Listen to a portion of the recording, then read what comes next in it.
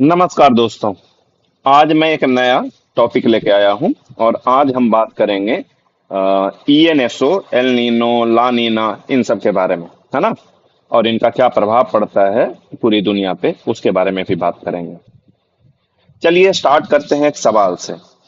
सवाल ये है कि अगर प्रशांत महासागर के बीचों बीच समुद्र की सतह का तापमान सिर्फ 1 या 2 डिग्री बदल जाए तो क्या भारत में मानसून कमजोर हो सकता है? क्या दक्षिण अमेरिका में मछलियों का उत्पादन कम हो सकता है? क्या ऑस्ट्रेलिया में सूखा और अमेरिका के कुछ हिस्सों में अत्यधिक वर्षा हो सकती है? अगर इन सभी प्रश्नों का उत्तर हाँ है तो अगला प्रश्न यह है कि आखिर कैसे, है ना। वाजिब सा सवाल है, कैसे ये हो रहा है।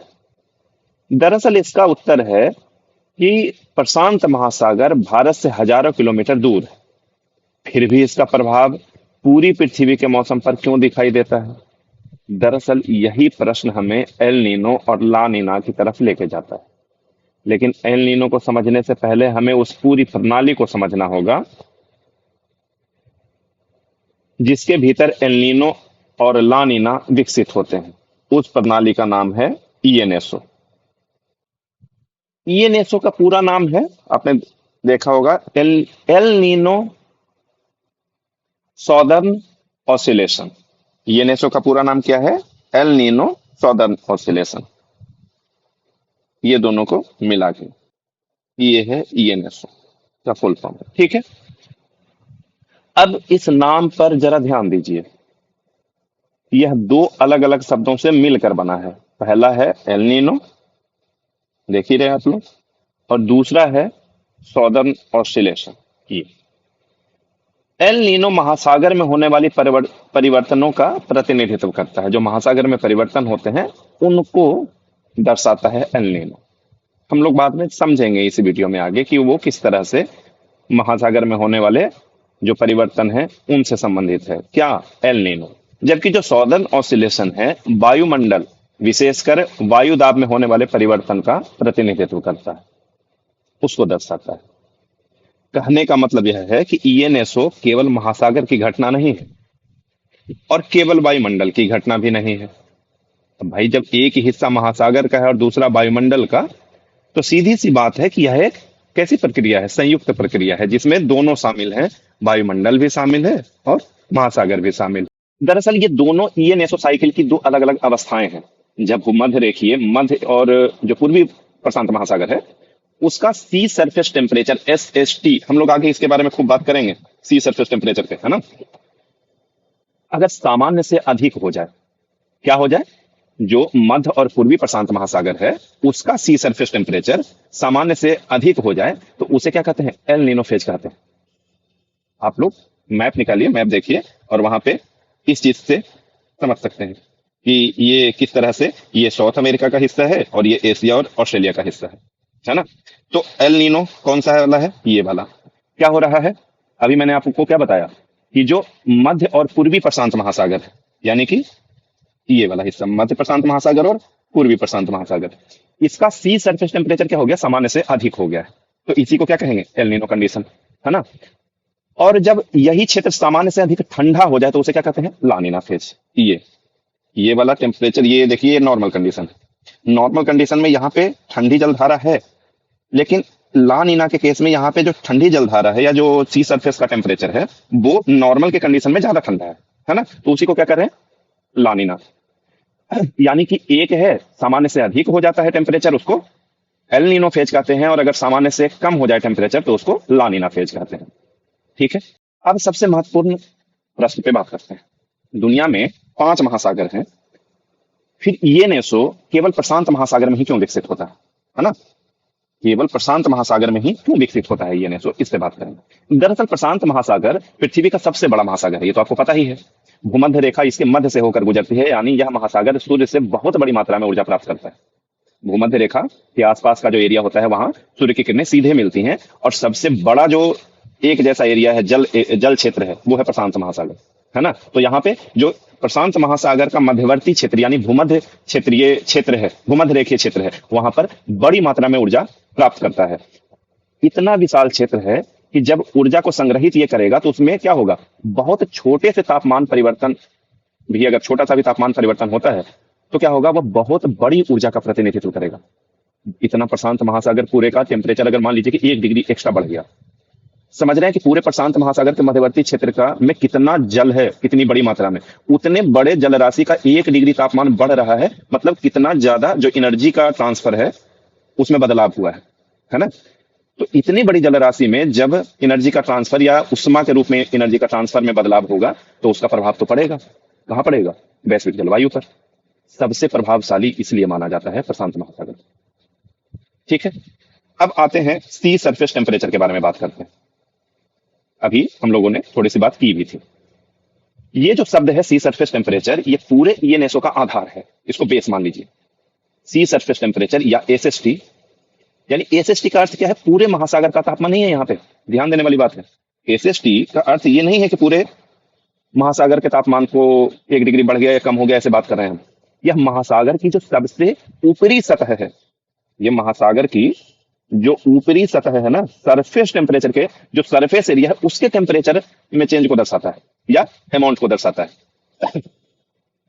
यही परत, यानी कि जो सबसे ऊपरी परत है, सीधे सूर्य से ऊर्जा प्राप्त करती है, पता ही है आपको। यही पर जो परत है वायुमंडल को उष्मा देती है वापस। यही परत है जो बाष्पीकरण का सबसे बड़ा स्रोत है। कौन सा, जो समुद्र का सबसे ऊपरी सतह है। ठीक, यानी कि जो एसएसटी है अगर वो बदलती है तो इवेपोरेशन बदल जाएगा, इवेपोरेशन बदलेगा तो जलवाष्प की मात्रा बदलेगी, जलवाष्प की मात्रा बदलेगी तो कन्वेक्शन का पैटर्न बदलेगा, है ना। जो वायु का आरोहण होता है जिसको अंग्रेजी में कन्वेक्शन कहते हैं, उसका पैटर्न बदलेगा, और कन्वेक्शन का पैटर्न बदलेगा तो वर्षा, वायु दाब, हवाएं, इन सब में बदलाव होगा। यानी सिर्फ सी सरफेस टेम्परेचर में एक परिवर्तन पूरे ओशियनिक एटमॉस्फेरिक सिस्टम को प्रभावित कर सकता है। ठीक है, अब इस पूरे कंटेंट का भी तक जिसके बारे में हम लोगों ने बात की, सबसे महत्वपूर्ण एक और कॉन्सेप्ट है, वो है ओशियन एटमॉस्फेयर कपलिंग। दरअसल महासागर और वायुमंडल दो अलग अलग प्रणालियां नहीं है, दोनों हर समय एक दूसरे के साथ ऊर्जा, नमी या फिर संवेग, ठीक है ना, यानी मोमेंटम, इन सब का आदान प्रदान करते रहते हैं। जब महासागर गर्म होगा तो वह वायुमंडल को उष्मा देगा, इससे क्या होगा, इवेपोरेशन बढ़ेगा, जलवाष्प की मात्रा बढ़ेगी, कन्वेक्शन बढ़ेगा, और वर्षा का जो पैटर्न है वो भी बदलेगा। यहीं से वायुमंडल महासागर को प्रभावित करना शुरू कर देता है ना। इतने में तो कोई दिक्कत है नहीं। अब बात करते हैं कि जो हवाएं हैं वो महासागर की सतह पे घर्षण उत्पन्न करती हैं। फ्रिक्शन तो होगा, जब हवाएं चलेंगी महासागर की सतह से टकराएंगी तो फ्रिक्शन फोर्स लगेगा। और जो सतही जल है उसका क्या होगा, पुनर्वितरण। वो फ्रिक्शन होगा तो क्या करेंगे, आपने देखा होगा जब हवा चलती है और तालाब के पानी में भी जब हवा चलती है तो एक तरफ से पानी दूसरे तरफ भागता हुआ दिखाई देता है। ऐसा ही कुछ समुद्र में भी होता है, और इसी के कारण क्या होता है, जो समुद्री सतही जल है उसका पुनर्वितरण शुरू हो जाता है, यानी एक जगह से दूसरी जगह उसका ट्रांसफर होना स्टार्ट हो जाता है। यानी पहले महासागर ने क्या किया, वायुमंडल को बदला। अब क्या कर रहे हैं, वायुमंडल महासागर को बदल रहा है।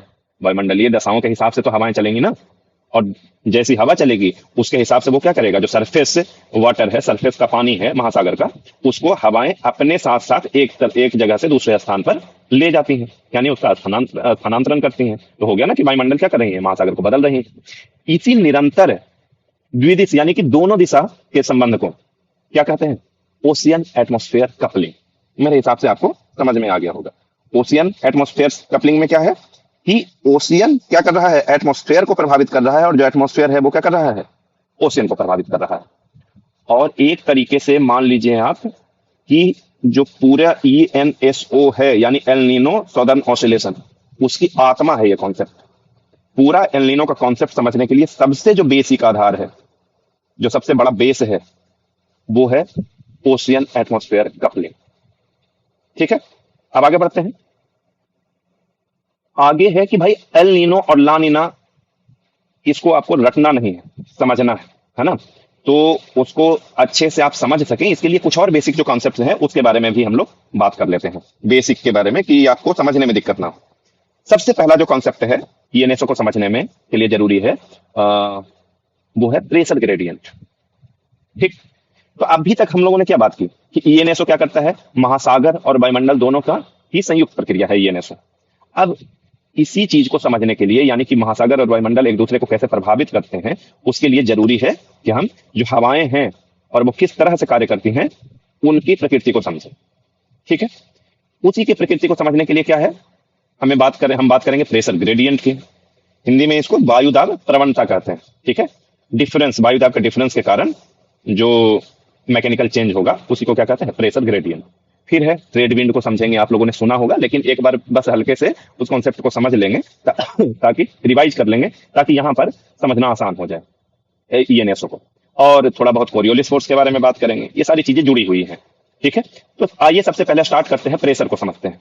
वायुदाब किसी स्थान के ऊपर मौजूद वायु का जो भार होता है उसी को क्या कहते हैं, वायुदाब। ये तो आप लोगों ने पढ़ा ही होगा फिजिक्स की क्लास में, है ना, वो पारे वाला एक्सपेरिमेंट 76 सेंटीमीटर, है ना। तो चलिए उधर नहीं जाते हैं, अपने जो आज हमारा टॉपिक है उस पर ही फोकस करते हैं। यानी कि किसी स्थान के ऊपर वायु का जो भार है उसी को क्या कहते हैं, वायुदाब कहते हैं। लेकिन हर स्थान पर वायुदाब समान होगा, सीधी सी बात है, नहीं होगा। कहीं पे हवाएं विरल होंगी, कहीं पे सघन होंगी, तो वायुदाब एक जैसा नहीं होगा। हवाएं विरल हैं यानी कम मात्रा में है तो वहां लो प्रेशर होगा, अगर हवाओं की मौजूदगी ज्यादा है तो वहां क्या होगा, हाई प्रेशर होगा। अब प्रश्न है कि ऐसा क्यों होता है। दरअसल जब भी किसी स्थान की वायु अधिक गर्म होती है, उसका घनत्व कम हो जाता है, वो ऊपर उठने लगती है, और जैसे ही वायु क्या होगी, ऊपर उठेगी, तो सतह पर वायु की मात्रा ऑब्वियस है कि कम हो जाएगी। फलस्वरूप वहां क्या होगा, वहां होगा, बनेगा लो प्रेशर। और इसके उलट जहां वायु ठंडी होती है, वह ठंडी वायु का घनत्व अधिक हो जाता है, नीचे उतरने लगती है, और सतह पर क्या डेवलप होगा, हाई प्रेशर। ठीक है, अब प्रकृति इस अंतर को संतुलित करने का प्रयास करती है। प्रकृति हर चीज को संतुलित बना के रखने का कोशिश करती है, स्टेबल बना के रखने की कोशिश करती है। हर कोई क्या चाहता है लाइफ में, स्टेबल होना। आप भी चाहते हैं लाइफ में स्टेबल होना, मैं भी चाहता हूं लाइफ में स्टेबल होना। और जो भी हम काम कर रहे होते हैं उसके पीछे मेन मकसद कहीं ना कहीं वही होता है। तो प्रकृति के ही गुण है ये, वो हर चीज को संतुलित करने का प्रयास करती है, और वो यहां पर भी संतुलित करेगी। किसको, जो हाई प्रेशर और लो प्रेशर है उसको। तो जो दाब में अंतर है, हाई प्रेशर और लो प्रेशर के बीच में जो दाब का अंतर है, उसी को क्या कहते हैं, प्रेशर ग्रेडियंट।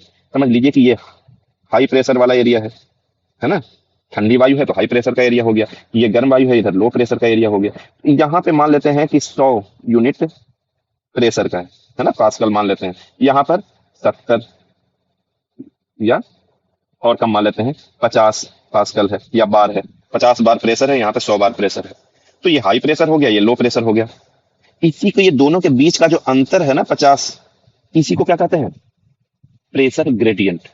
और ये अंतर जितना ज्यादा होगा, यानी कि 100 की जगह मान लो कि यहाँ पर 150 हो, सॉरी 150 हो गया, ठीक है, और यहाँ पर 25 बार रहा प्रेशर। तो ये जितना ज्यादा डिफरेंस होगा ना, उतनी तेज गति से हवा चलेगी। किधर से किधर हवा चलेगी, हाई प्रेशर से लो प्रेशर की तरफ। जितना ज्यादा डिफरेंस होगा, हवा की गति उतना अधिक होगी, है ना। तो यही कारण है कि जो प्रेशर ग्रेडियंट है, यानी हाई प्रेशर के एरिया और लो प्रेशर के एरिया का जो डिफरेंस है प्रेशर का, उस पे बहुत ज्यादा डिपेंड करता है क्या, पूरा मौसम, पूरा एटमॉस्फेयर। क्योंकि सबसे पहले वो एक चीज को ट्रिगर करेगा, हवाओं की गति को, और हवाओं की जो गति है वो बाकी सारी चीजों को एक एक करके ट्रिगर कर देंगे। अब इसी चीज को जोड़ते हैं प्रशांत महासागर से। सामान्य परिस्थिति में क्या होता है, जो पूर्वी प्रशांत महासागर है, ये वाला हिस्सा, फिर से आइए देखते हैं इसको। ये नॉर्मल कंडीशन है, यानी कि सामान्य परिस्थिति में जो पूर्वी प्रशांत महासागर है तुलनात्मक रूप से ठंडा होता है। ये देखिए ठंडा है, इधर पश्चिम वाले में गर्म है। पूर्वी साइड में क्या होगा, वायु ठंडी होगी, ठंडी होगी तो घनी होगी, है ना, वहां पर ज्यादा अवेलेबल होगा वायु, ठीक है। और उसके कारण क्या होगा, वहां पर हाई प्रेशर विकसित होगा। यानी कि इस वाले साइड में सामान्य परिस्थिति में क्या डेवलप हो रहा है, हाई प्रेशर, और रिस्पेक्टिवली इस वाले साइड में क्या होगा, लो प्रेशर। यहाँ हवा पूर्व से पश्चिम की तरफ बहेगी, ये सामान्य कंडीशन में, यानी इस तरह से हवा बहेगी। ये केवल हवा इधर नहीं जाएगी, ये क्या करेगा, ये जो हवा है अपने साथ साथ इधर के पानी को भी, यानी पूर्वी एरिया के, प्रशांत महासागर के पूर्वी एरिया के पानी को भी किधर लेके जाएगा, प्रशांत महासागर के पश्चिम वाले एरिया की तरफ, यानी ऑस्ट्रेलिया न्यूजीलैंड की तरफ, ठीक है।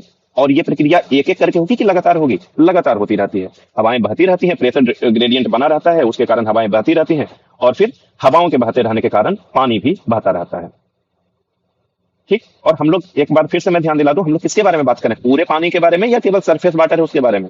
ऑब्वियसली हम लोग किसके बारे में बात कर रहे हैं, केवल सरफेस वाटर के बारे में, ठीक। एक और कॉन्सेप्ट के बारे में हम लोगों ने बात की थी कि समझना पड़ेगा उसको, वो है कोरियोलिस फोर्स। तो आइए जरा सा कोरियोलिस फोर्स के बारे में भी देख लेते हैं, ठीक है। अब एक प्रश्न है कि हवा जो है वो सीधे हाई प्रेशर से लो प्रेशर की ओर बहती है या उसमें थोड़ा बहुत डायरेक्शन का चेंज होता है? तो सच्चाई ये है कि जो हवा है वो सीधे हाई प्रेशर से लो प्रेशर की तरफ नहीं बहती है। हाई प्रेशर है इधर, इधर लो प्रेशर है, तो ये नहीं है कि बस सीधे इस डायरेक्शन में हवा बहेगी। ऐसा नहीं होता है, क्योंकि जो पृथ्वी है वो स्थिर नहीं है, वो भी अपने अक्ष पे घूम रही है। और पृथ्वी जो घूमती है उसके कारण जो हवा है उसकी दिशा भी बदल जाती है। ठीक है, इसी चीज को कहते हैं कोरियोलिस फोर्स। पृथ्वी के घूमने का जो प्रभाव पड़ता है हवा के डायरेक्शन को बदलने के लिए, और वो जो फोर्स है उसी को क्या कहते हैं? कोरियोलिस फोर्स कहते हैं।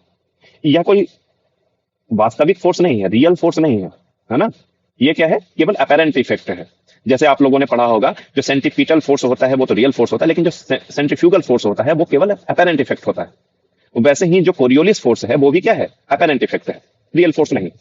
यानी भूमध्य रेखीय प्रशांत महासागर में इसी प्रभाव के कारण क्या चलती है? Trade wind. और वो जो ट्रेड विंड है वो पूरब से पश्चिम तो चलती ही है, लेकिन अपनी दिशा में स्थिर बनी रहती है। ठीक है, अब सबसे महत्वपूर्ण बात है कि अगर ट्रेड विंड सामान्य गति से चल रही हैं तो वो सतही जल को लगातार पश्चिम की ओर ले जाएंगे, है ना? अगर ये हवाएं कमजोर पड़ जाएं तो गर्म जल यानी पश्चिम में जमा नहीं रह पाएगा। अगर हवा कमजोर हो जाएगी तो पानी कम ले जाएगा पूरब से पश्चिम की ओर, तो पानी पश्चिम में जमा नहीं रह पाएगा। और यदि ये हवाएं सामान्य से अधिक तेज चलने लगे तो क्या होगा? जो पश्चिम वाला इलाका है वहां गर्म पानी का ज्यादा बड़ा ढेर लग जाएगा। यानी ट्रेड विंड की तीव्रता पर निर्भर करता है ईएनएसओ की पूरी प्रक्रिया, है ना? इसीलिए ट्रेड विंड को ईएनएसओ का ड्राइविंग ड्राइविंग मैकेनिज्म कहते हैं। ट्रेड विंड को क्या कहते हैं? ईएनएसओ का ड्राइविंग मैकेनिज्म। ओवरऑल अभी तक हम लोगों ने क्या पढ़ा कि प्रेशर ग्रेडियंट क्या होता है ना? हाई प्रेशर लो प्रेशर के माध्यम से प्रेशर ग्रेडियंट को समझा, ट्रेड विंड को समझा, कोरियोलिस फोर्स के बारे में बात की, और किस तरह से ट्रेड विंड महासागर का जो गर्म सतही जल है उसको पूरब से पश्चिम की ओर वितरित करती है। कौन से कंडीशन में? जब सामान्य कंडीशन में, है ना? अब नए तरीके से कुछ और कॉन्सेप्ट हैं उनके बारे में बात करते हैं। ये सारे बेसिक कॉन्सेप्ट हैं जो समझने के लिए जरूरी है किस चीज को? ईएनएसओ को।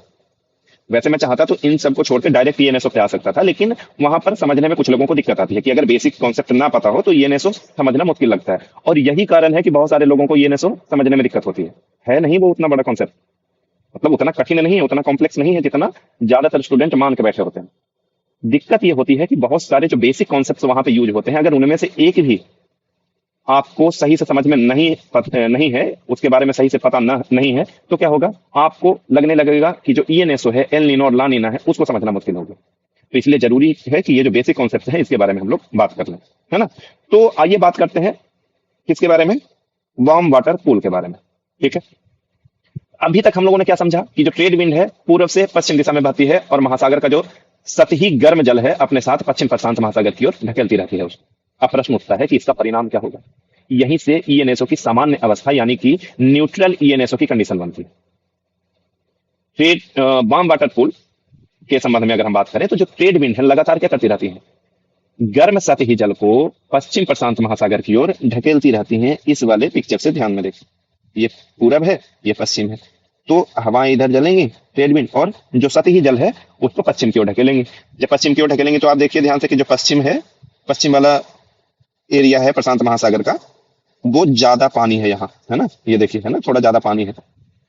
तो यही प्रभाव पड़ता है पहले बेसिक रूप से। तो यानी कि जो इंडोनेशिया है, पापुआ न्यू गिनी है, ऑस्ट्रेलिया है, उसके आसपास गर्म जल का विशाल भंडार बन जाता है। इसी को क्या कहते हैं? Warm water pool. इस क्षेत्र में जो सी सरफेस टेम्परेचर है जिसके बारे में हम लोगों ने पहले बात किया था, सामान्यतः कितना? लगभग 28 डिग्री के आसपास होता है, 28 डिग्री सेल्सियस के आसपास या उससे भी अधिक। यही कारण है कि अभी हम न्यूट्रल कंडीशन के बारे में बात कर रहे हैं ना, एल नीनो या ला नीना के बारे में नहीं बात कर रहे हैं। यानी कि ये जो क्षेत्र है यहाँ पर क्या होगा? इवेपोरेशन अधिक होगा। इस वाले एरिया में क्या होगा? ज्यादा से ज्यादा इवेपोरेशन होगा। इवेपोरेशन होगा तो कन्वेक्शन भी होगा। इवेपोरेशन होगा और टेम्परेचर भी ज्यादा है तो क्या होगा? कन्वेक्शन करंट्स के रूप में वो ऊपर की ओर बढ़ेंगे। और जब गर्म जल लगातार पश्चिम की ओर एकत्रित हो रहा है, समुद्र का जो स्तर है दोनों ओर क्या हो जाएगा? एक जैसा रहेगा कि बदल जाएगा? अभी तो बोला जो पूरा वाला एरिया है वहां पे जो पानी का सतह है, समुद्र की सतह है, वो क्या हो जाएगा? थोड़ा नीचे हो जाएगा। किसके रिस्पेक्ट में? पश्चिम प्रशांत महासागर के रिस्पेक्ट में। तो ये जो सी लेवल है, पूर्वी प्रशांत महासागर और पश्चिमी प्रशांत महासागर, ये लगभग 40 से 60 सेंटीमीटर का डिफरेंस आ जाता है। लगभग कितना? 40 से 60 सेंटीमीटर यहाँ लिखा हुआ है, ठीक है ना? जल स्तर का जो ये अंतर है, यही आगे चलकर क्या करता है? महासागर की बाकी प्रक्रियाएं जो हैं महासागर में जो चलती रहती हैं अनवरत रूप से, उनको प्रभावित करती हैं। यानी कि महासागर में ऊपरी जल गर्म होता है और गहराई में जल ठंडा होता है। इसी से रिलेटेड एक और कॉन्सेप्ट है, उसको देखिए समझते हैं, है ना, अपवेलिंग। ठीक है, और इसी से और थर्मोक्लाइन को भी जोड़ेंगे। ठीक, तो जो ताप प्रवणता परत है एक थर्मोक्लाइन के बारे में और अपवेलिंग, ये जुड़ के हम सब चीजों को एक साथ समझते हैं। तो थर्मोक्लाइन क्या है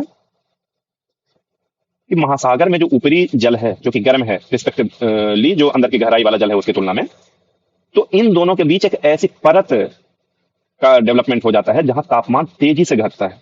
थर्मोक्लाइन लेयर क्या होता है कि वहां पे तेजी से घट रहा है तापमान।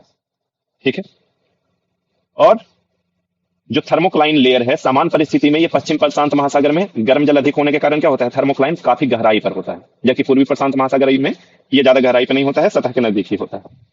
ठीक है, अब पूर्वी प्रशांत महासागर की ओर अगर ध्यान दीजिए तो जो ट्रेड विंड है सतही जल को पश्चिम की ओर ले जाती है।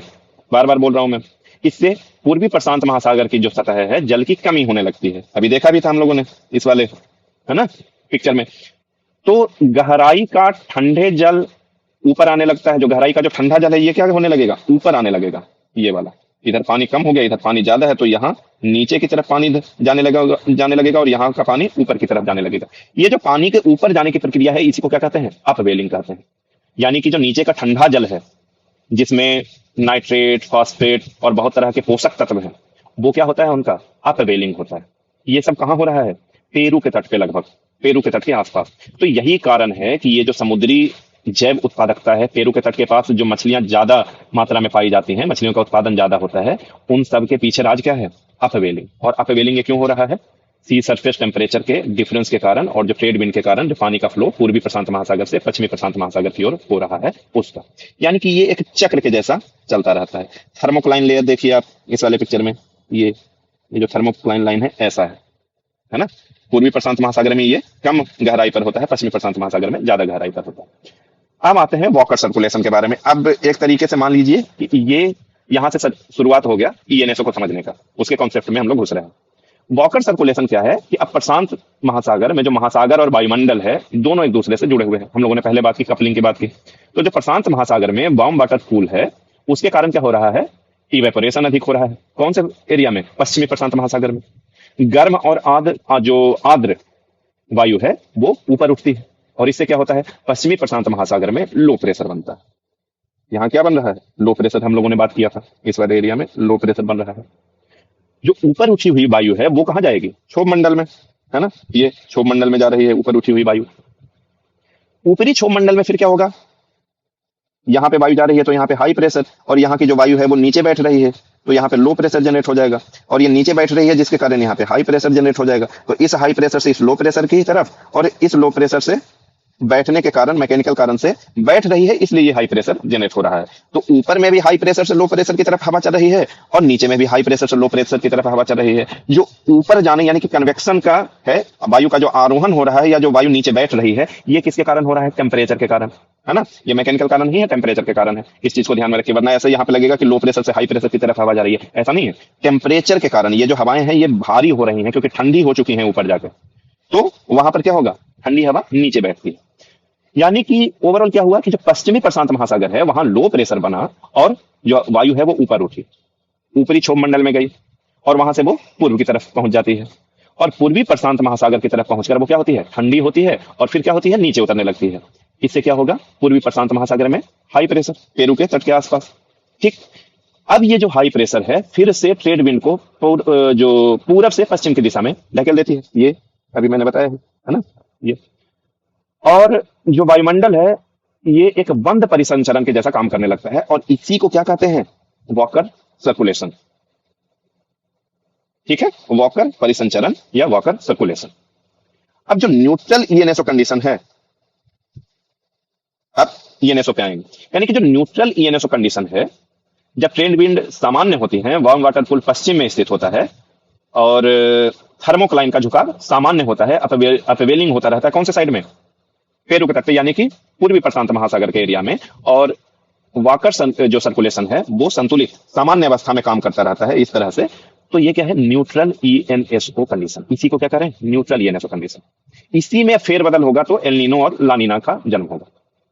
अब यहीं से प्रशांत महासागर की ये तो सामान्य अवस्था है।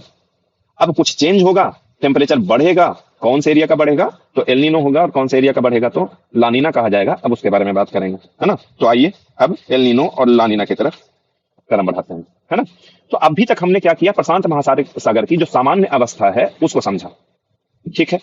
संतुलन टूटने की प्रक्रिया से ही एल नीनो की शुरुआत होगी। ये जो संतुलन है जैसे ही गड़बड़ होगा इसमें तो El Nino effect. El Nino क्या है कि भूमध्य रेखीय मध्य और पूर्वी प्रशांत महासागर में सी सरफेस टेम्परेचर सामान्य से अधिक गर्म हो जाता। नॉर्मली जो मध्य और पूर्वी प्रशांत महासागर है वहां पे क्या होता है, सी सरफेस टेम्परेचर कम होता है पश्चिम की तुलना में।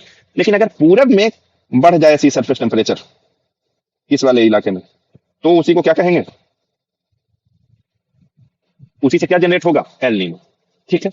तो उसी के बारे में बात करें कि मध्य और पूर्वी प्रशांत महासागर में क्या हो रहा है, सी सरफेस टेम्परेचर सामान्य से अधिक हो रहा है। यह केवल समुद्र के गर्म होने की घटना है कि इसके साथ साथ ट्रेड विंड या pressure pattern, thermocline, upwelling, walker condition, सारा जो वाकर सर्कुलेशन है सब में परिवर्तन होगा। सीधी सी बात है, किसी एक चीज में परिवर्तन होगा तो ये सारी चीजें बदलने लगेंगी, ठीक है ना। तो जब किसी कारण से पूर्व और पश्चिम के बीच जो प्रेशर ग्रेडियंट है कमजोर होने लगता है, ट्रेड विंड की गति कम होने लगती है, हवाएं कमजोर होने पर क्या होंगी, पश्चिम प्रशांत महासागर में जो जमा गर्म जल है धीरे धीरे क्या होगा, पूरब की तरफ फैलने लगेगा। एक ये देखिए यहां पर ये वाला एल नीनो वाला कंडीशन, ये जो पश्चिम वाले न्यूट्रल वाले कंडीशन में, जो पश्चिम वाले इलाके में गर्म पानी था, ये कहां शिफ्ट हो रहा है, एल नीनो वाले में, पूरब में। इन तरंगों को ही क्या कहते हैं, ये जो गर्म जल है भूमध्य रेखा के साथ तरंग के रूप में पूरब की तरफ बढ़ता है, इसी को कहते हैं, खास नाम देते हैं, और उस खास नाम को कहते हैं केल्विन वेव्स। एक नया टर्म आया, इसको ध्यान में रखिए आप लोग, केल्विन वेव्स। यानी कि जब गर्म जल पूर्वी प्रशांत महासागर से, ठीक है, सॉरी, पश्चिमी प्रशांत महासागर से पूर्वी प्रशांत महासागर की तरफ पहुंच जाता है, तो जो थर्मोक्लाइन है धीरे धीरे क्या होने लगेगा, नीचे जाने लगेगा। कौन से तरफ थर्मोक्लाइन ऊपर था, रिस्पेक्टिवली जो पूर्वी प्रशांत महासागर था उधर थर्मोक्लाइन सामान्य कंडीशन में ऊपर था, सरफेस के नजदीक था। लेकिन जैसे ही गर्म जल पूर्वी प्रशांत महासागर के सरफेस की तरफ बढ़ेगा तो क्या होगा, जो थर्मोक्लाइन है वो धीरे धीरे नीचे जाने लगेगा। और जो अपवेलिंग हो रहा था पूर्वी प्रशांत महासागर में, यहाँ इस तरफ अपवेलिंग, वो भी क्या हो जाएगा, कम होने लगेगा। इधर भी जो डाउन वेलिंग है वो भी कम होने लगेगा। तो इसी के कारण क्या होता है, एक कॉन्सेप्ट और जिसके बारे में बात करते हैं कि वर्कनेस पॉजिटिव फीडबैक, है ना। वर्कनेस पॉजिटिव फीडबैक कोई बहुत बड़ा कॉन्सेप्ट है नहीं। एक तो और क्या दिक्कत है एल नीनो लानीना वाले चैप्टर में, ऐसे ऐसे नाम दे रखे हैं कि नाम के चक्कर में लगने लगता है कि टफ है। इस पूरे ये वर्कनेस पॉजिटिव फीडबैक में है कुछ नहीं। ये क्या है कि एक सेल्फ रीइंफोर्सिंग मैकेनिज्म की तरफ इसको समझिए कि ट्रेड विंड क्या हुई, कमजोर हुई।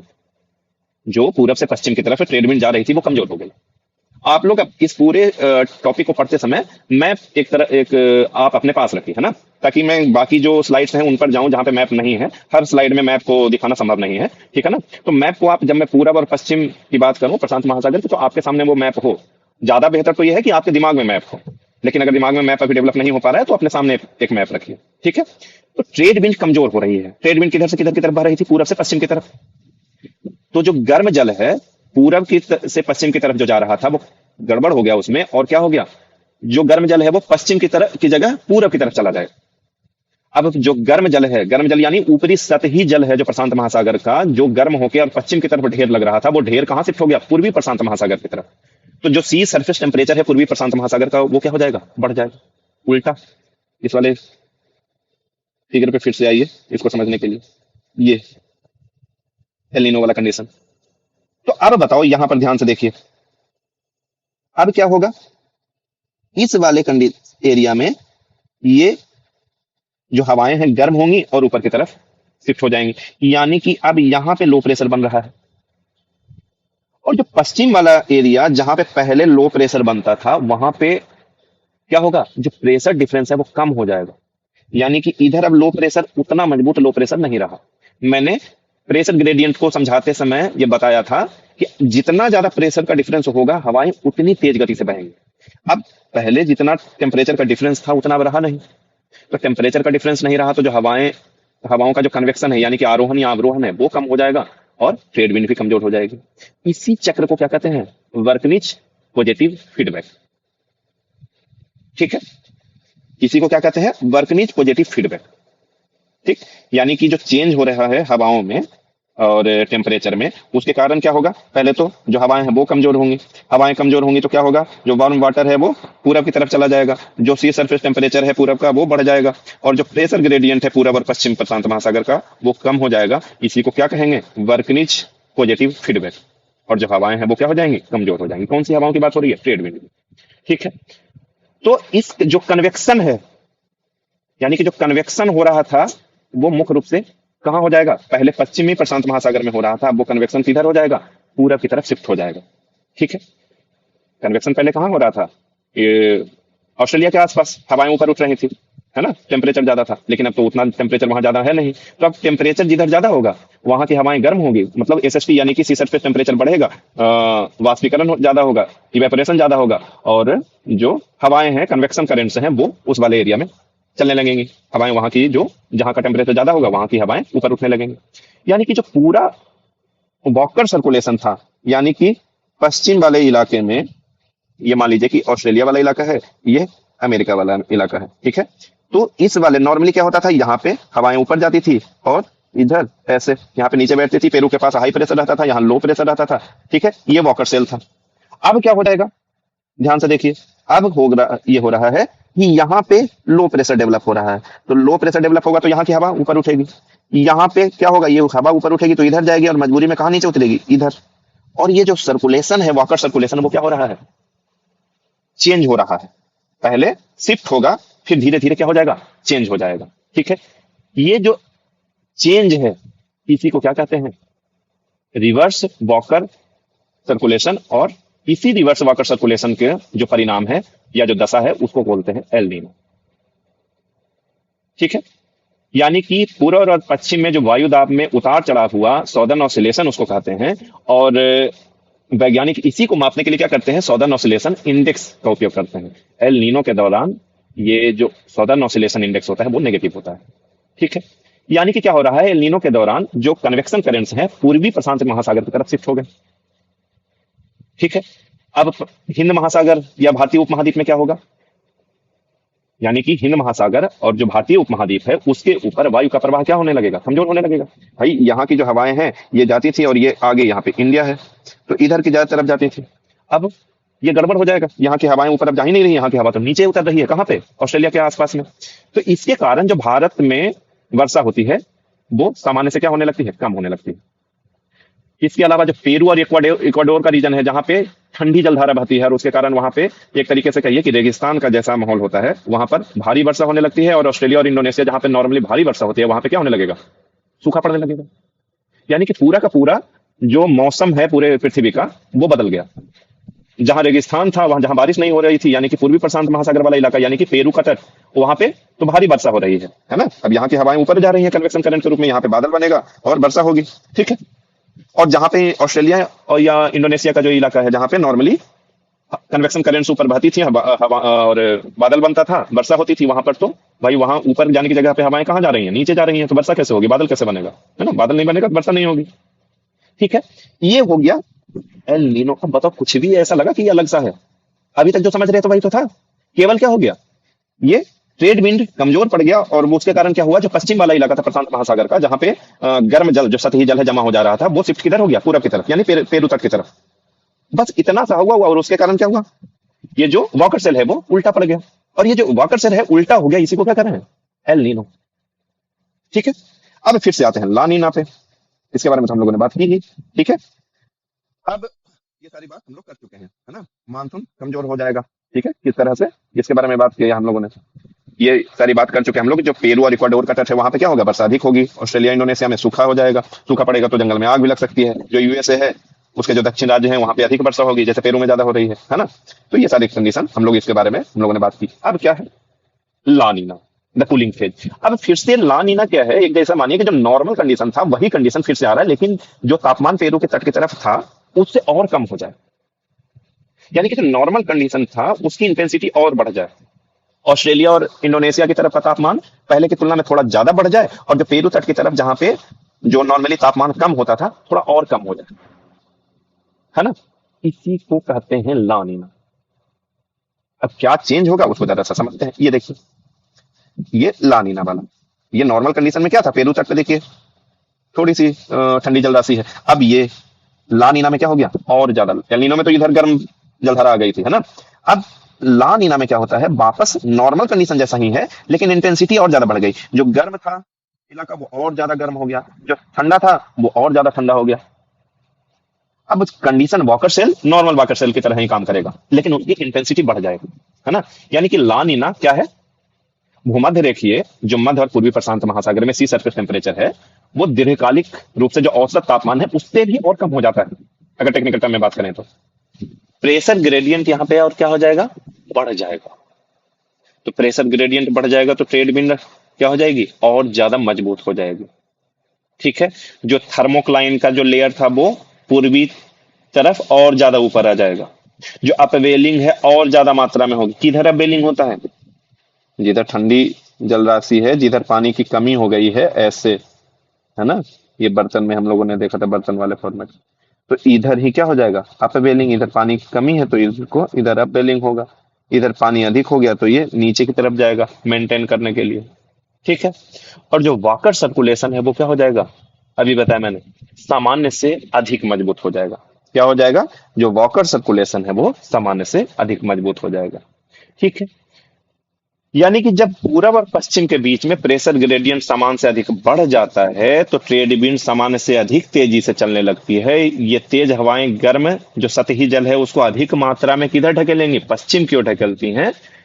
और उसके कारण क्या होता है, जो वार्म वाटर पूल है और अधिक विकसित होकर पश्चिम में सिमट जाता है, ढेर लग जाता है पश्चिम वाले प्रशांत महासागर में गर्म पानी का।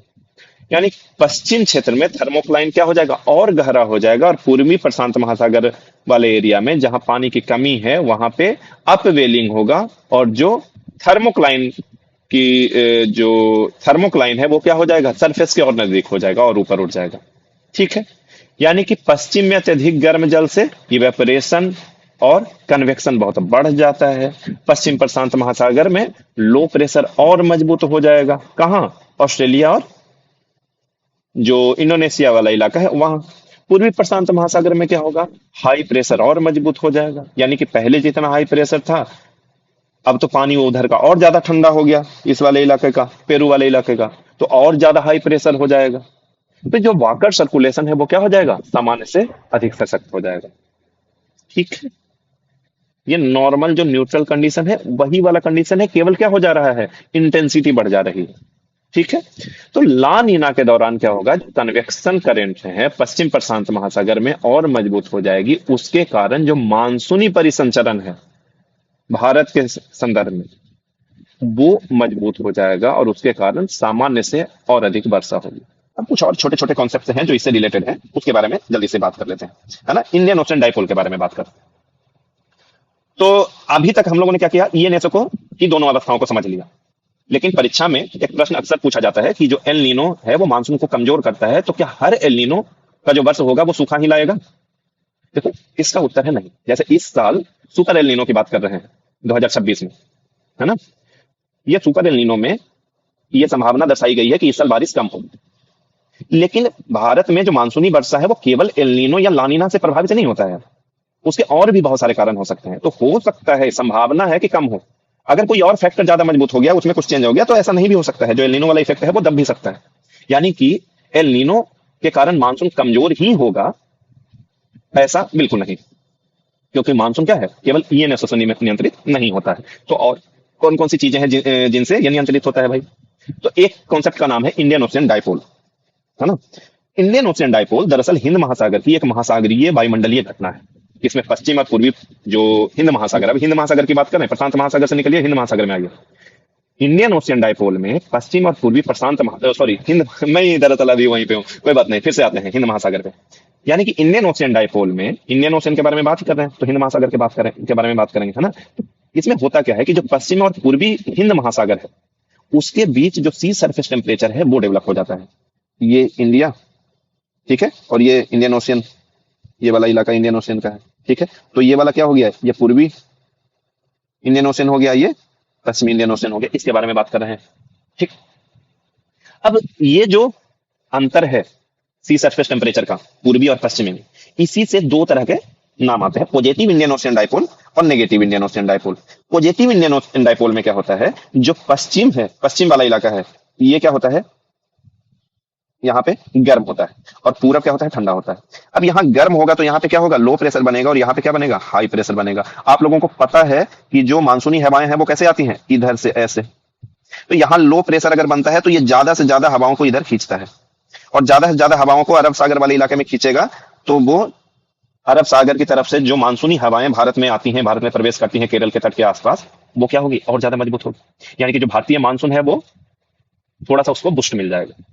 ठीक है, इसीलिए भारतीय मानसून में जो सकारात्मक परिवर्तन होता है, उसी कारण इसको क्या कहते हैं, पॉजिटिव डाइपोल कहते हैं। नेगेटिव डाइपोल में क्या होगा, इसका उल्टा, यानी कि पूर्वी प्रशांत महासागर में जो सी सरफेस टेम्परेचर है वो बढ़ जाता है। यानी कि यहाँ पे क्या हो जाएगा, अब इसको देखिए समझिए, इस वाले इलाके में क्या हो गया, टेम्परेचर बढ़ गया, तो यहाँ पे लो प्रेशर। ठीक है, अब ये लो प्रेशर हो गया, इधर हाई प्रेशर जनरेट हो रहा है। अब क्या होगा, ये अरब सागर वाले क्षेत्र में रिस्पेक्टिवली हाई प्रेशर बन गया है। अब वो अरब सागर वाले एरिया में जब लो प्रेशर था, तब वो ट्रेड विंड के सहारे जो हवाएं आ रही थी जलवाष्प लेके, उसको अरब सागर वाले एरिया में खींच के और फिर वापस कहां भेज रहा था, भारत की तरफ। लेकिन वहां तो अब बन गया हाई प्रेशर। जब हाई प्रेशर बन गया तो वहां वो जो ट्रेड विंड आ रही थी वो क्या हो जाएंगी, उधर ना जाके किधर चली जाएंगी, इधर बंगाल की खाड़ी वाले एरिया की तरफ, यानी पूर्वी हिंद महासागर की तरफ। तो अल्टीमेटली क्या हो गया, जो मानसूनी हवाएं हैं वो कमजोर हो गई, यानी मानसिक आंशिक रूप से कम हो जाता है। जो मानसून है वो आंशिक रूप से क्या हो जाता है, कम हो जाता है। उसी के संदर्भ में इसका नाम क्या देते हैं, नेगेटिव डाइपोल। एक और कॉन्सेप्ट है मेडन जूलियन ऑसिलेशन। ठीक है, मेडन जूलियन ऑसिलेशन क्या है, ये भी बहुत छोटा सा कॉन्सेप्ट है, इसको समझिए। उष्ण कटिबंधीय क्षेत्रों में जो कन्वेक्शन होता है, उष्ण कटिबंधीय क्षेत्र मतलब भूमध्य रेखा के आसपास के जो क्षेत्र है, वहां पे ज्यादा सूर्य से ऊर्जा प्राप्त करते हैं, टेम्परेचर ज्यादा होता है, और जो जलवाष्प है और जो हवाएं हैं वो गर्म होकर ऊपर उठती हैं, उसी को क्या कहते हैं, कन्वेक्शन। यानी कि जो उष्ण कटिबंधीय क्षेत्रों में कन्वेक्शन और वर्षा जो होती है, वो पूर्व की ओर आगे बढ़ने वाला एक वायुमंडलीय पैटर्न है ना। MJ Madden oscillation, Madden Julian oscillation जो है, ये धरती के चारों तरफ ऐसे देखिए, इस तरीके से ऐसे घूमता रहता है, ये ऐसे। ठीक है, यानी कि वो जो कन्वेक्शन है कि हवाएं ऊपर उठेंगी, बादल बनेगा, बारिश होगी, अब भी कहाँ हो रहा है, एक जगह हो रहा है। अब वो मेडन जूलियन ऑसिलेशन के साथ ही वेव फॉर्म में कहाँ बढ़ गया, आगे। यानी कि आज बिहार में हुआ है, कल यूपी में होगा। ठीक है, या आज यूपी में हुआ है, कल बिहार में होगा, इस तरीके से। इसी को कहते हैं मेडन मेडन जूलियन ऑसिलेशन। ये जो एमजेओ है भाई, ये भी तो तय करेगा। मान लीजिए मेडन जूलियन ऑसिलेशन का अभी पॉजिटिव वाला, यानी कि जो वर्षा कराने वाली जो अवस्था है, वो भारत के ऊपर है अभी।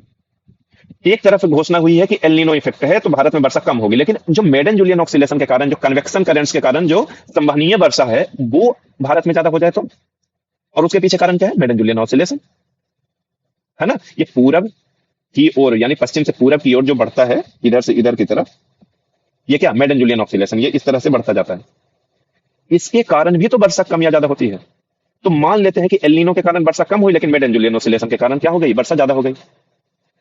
तो संभव है कि जो मानसून है, जो एल नीनो के कारण कमजोर हो सकता था, वो कमजोर नहीं होगा। मानसूनी वर्षा है वो ज्यादा भी हो सकता है, या जो औसत है उसके आसपास रहे। ठीक है, अब आते हैं क्लाइमेट चेंज और ईएनएसओ के। ये जो आधुनिक कॉन्सेप्ट है, इससे जोड़ के भी कई बार प्रश्न पूछा जाता है कि क्वेश्चन है कि क्या क्लाइमेट चेंज से ईएनएसओ बदल रहा है। एल नीनो सदर्न ऑसिलेशन, यानी महासागर और वायुमंडल का जो परिसंचरण है, क्या उसके पीछे, उसमें जो बदलाव है, उसके पीछे क्लाइमेट चेंज है। देखिए, वर्तमान में जितना शोध हुआ है उसके हिसाब से ये कह सकते हैं कि तापमान क्या हो रहा है, बढ़ रहा है ना, टेम्परेचर बढ़ रहा है। उसकी आवृत्ति या तीव्रता किसकी, जो एल नीनो या ला नीना है, वो चेंज हो सकता है। यही कारण है कि कुछ अनुमान, जो कुछ साइंटिस्ट हैं वो इस चीज को मानते हैं कि जो एल नीनो पहले, उसमें जो डिफरेंस होता था वो ज्यादा वर्षों का होता था, वो जल्दी जल्दी आ रहा है, यानी आवृत्ति बढ़ रही है, उसकी फ्रीक्वेंसी बढ़ गई है। और दूसरी बात, तीव्रता भी बढ़ रही है। तीव्रता कैसे बढ़ रही है, जो एल नीनो है वो किसके कारण हो रहा था, टेम्परेचर, उसका बहुत बड़ा इफेक्ट था। टेम्परेचर ग्रेडियंट, यानी कि पूरब और पश्चिम का जो प्रशांत महासागर है, वहां टेम्परेचर का जितना ज्यादा डिफरेंस होगा, उतना ही ज्यादा डिफरेंस होगा प्रेशर का, और जितना ज्यादा प्रेशर का डिफरेंस होगा, वो उतना ज्यादा इफेक्टिव होगा एल नीनो या लानीना। अभी तक हम लोगों ने यही तो बात की। तो संभव है कि जो समय के साथ क्लाइमेट चेंज हो रहा है, जलवायु में परिवर्तन हो रहा है, और जो वैश्विक उष्मन, ग्लोबल वार्मिंग का इफेक्ट है, ये कंबाइंड इफेक्ट से क्या हो, जो एल नीनो है ना केवल उसकी फ्रिक्वेंसी बढ़ जाए, आवृत्ति बढ़ जाए, बल्कि उसकी तीव्रता, इंटेंसिटी भी बढ़ जाए। और ऐसा देखने के लिए मिल रहा है। अभी 2026 में बात की गई कि ये एल नीनो का वर्ष तो है ही, लेकिन सामान्य एल नीनो का वर्ष नहीं है। इस साल का जो एल नीनो होगा वो ज्यादा इंटेंस होगा, इसलिए इसको कुछ लोग सुपर एल नीनो भी कह रहे हैं, है ना। तो ये संभव है कि ऐसा हो सकता है, ठीक है, इसको नकारा नहीं जा सकता। ठीक है, कुछ मिसकॉन्सेप्शन है, ये लगभग कंप्लीट हो गया है हमारा क्लास। कुछ मिसकॉन्सेप्शन है, उसको जाते जाते दूर कर देता हूं कि जो ईएनएसओ है केवल महासागरीय धारा नहीं है, ये क्या है, कपल्ड सिस्टम है। हम लोगों ने बात की थी कपलिंग की, है ना, ओशियन और एटमॉस्फेयर के कपलिंग की। तो जो ईएनएसओ है, एल नीनो तो क्या हुआ, महासागर वाला कॉन्सेप्ट हो गया, से ज्यादा जुड़ा हुआ। जो एसओ यानी सौदर्न ऑसिलेशन है, वो वायुमंडल से जुड़ा हुआ है, यानी कि दोनों का जुड़ा हुआ मामला है। ये हम लोग पहले भी बात कर चुके हैं। जो एल नीनो है वो भारत में सूखा नहीं लाता, हर एल नीनो, ये ध्यान रखना है। तो मतलब कहने का मतलब है कि जो एल नीनो है वो हर साल सूखा लेके ही आएगा भारत में, सामान्यतः ऐसा होगा, लेकिन ये केवल एल नीनो पर डिपेंड नहीं करता है मानसूनी वर्षा। ये अभी हम लोगों ने देखा, मेडन जूलियन ऑसिलेशन और पॉजिटिव या नेगेटिव डाइपोल है, वो भी प्रभावित करता है। तो जो नकारात्मक प्रभाव पड़ सकता था एल नीनो के कारण, ये संभव है कि जो बाकी दो कॉन्सेप्ट हैं, यानी इंडियन ओशन डाइपोल और मेडन जूलियन ऑसिलेशन, वो उसकी भरपाई कर दे। तो सामान्यतः तो मानसून को कमजोर करेगा एल नीनो, लेकिन हम हमेशा ऐसा हो ये जरूरी नहीं है। तो स्टेटमेंट जब पढ़ें तो एक्सट्रीम स्टेटमेंट से बच के रहना है। अगर स्टेटमेंट दे दे कि एल नीनो भारत में जो मानसून है उसको कमजोर ही करता है, ये जरूरी नहीं है कि कमजोर ही करेगा, सूखा ही लेके आएगा, ये जरूरी नहीं है ना। तो ला नीना के बारे में बात करते हैं। एक और चीज कि ला नीना के साथ भी ऐसा ही है, वो हमेशा भारत में वर्षा अधिक ही करवाएगा, ऐसा भी नहीं है। मान लीजिए ला नीना है लेकिन negative dipole, Indian ocean dipole develop हो गया है, तो ला नीना के कारण जितना वर्षा अधिक हो सकती थी वो क्या हुआ, उसको तो खा गया नेगेटिव इंडियन ओशन डाइपोल। ठीक है, यानी कि हर चीज फिक्स है कि इसका परिणाम ये होगा, ऐसा जरूरी नहीं है। ठीक है, और ये केवल प्रशांत महासागर की घटना रह गई एल नीनो या ला नीना नहीं, ये पूरे वैश्विक जो मौसम है, जलवायु है, जलवायु को नहीं मौसम को प्रभावित करती है। ठीक है, तो आज के क्लास में हम लोगों ने एल नीनो, ला नीना, नॉर्मल कंडीशन जो न्यूट्रल सर्कुलेशन है उसके बारे में बात किया, वॉकर सेल के बारे में बात किया। इन सब से रिलेटेड अगर आपको कोई भी दिक्कत हो, कोई भी समस्या हो, या जिस टॉपिक के बारे में मैंने बात किया, पहले तो उसको समझने के, देख के, वीडियो को देख के पॉज करके समझने की कोशिश कीजिए। लेकिन अगर फिर भी आपको दिक्कत हो रही है या ऐसा लग रहा है कि नहीं नहीं कुछ तो गड़बड़ है, तो प्लीज आप कमेंट बॉक्स में इसको लिखिए। मैं कोशिश करूंगा कि जो मेरा नेक्स्ट वीडियो हो उसमें उसको सॉल्व कर सकूं, उसके बारे में बात कर सकूं, आपके जो डाउट्स हो उसको सॉल्व कर सकूं। ठीक है, इस वाले लेक्चर में इतना ही। थैंक यू वेरी मच, मेरी शुभकामनाएं आपके साथ हैं।